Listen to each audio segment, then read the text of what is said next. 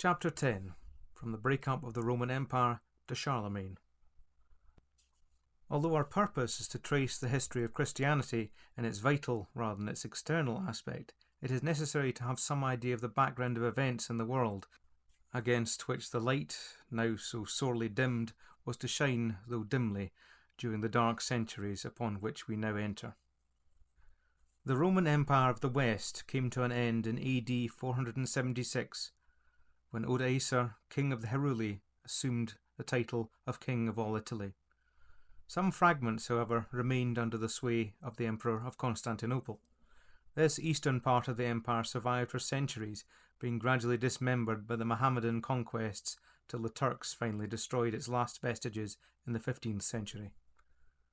A large part of Europe reverted to a state of barbarism. The barbarians had sacked and burned the towns and laid waste the country.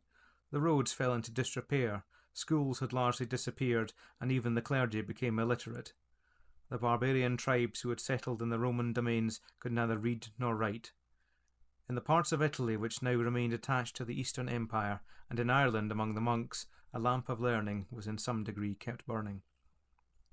In Britain, the Saxon invaders had driven the Britons into Wales or Cornwall, or across the Channel into Brittany.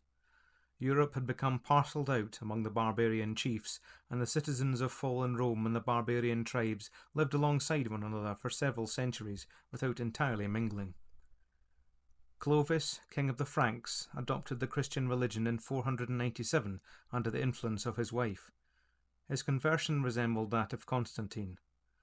The 6th century saw the rise of Justinian, 527 to 567. A powerful monarch of the Eastern Empire who conquered the Goths in Italy and the Vandals in Africa. He attempted to extinguish Arianism and built many magnificent churches.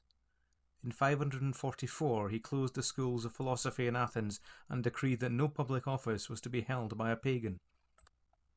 The early years of the 7th century witnessed the advent of Muhammad. The Mohammedan conquests spread over Syria, Persia, Egypt and North Africa, and within 100 years they had even invaded Europe and occupied Spain and parts of France. In France they were met by Charles Martel and defeated at Poitiers in 732. The Eastern Emperor's Italian provinces were overrun by the Lombards.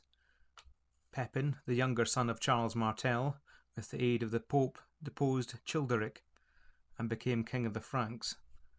At the Pope's request he attacked the Lombards who were threatening Rome. In 754, having defeated them, he handed to the church the town of Ravenna and a number of other cities. This is called the donation of Pepin, and it was the foundation of the temporal power of the popes. Charlemagne, Pepin's son, was a successful warrior and talented monarch. He championed the cause of Christianity, which he enforced, where necessary, by the power of the sword. He confirmed and extended the donation of Pepin. Pope Leo III invited him to Italy in the year 800, and on Christmas Day that year he received from the Pope's hands the diadem of the empire. Thus began the so-called Holy Roman Empire. Thus was laid the foundation of that alliance by which the papacy eventually acquired power and prestige above the kings of Europe, and Rome became once again the mistress of the West.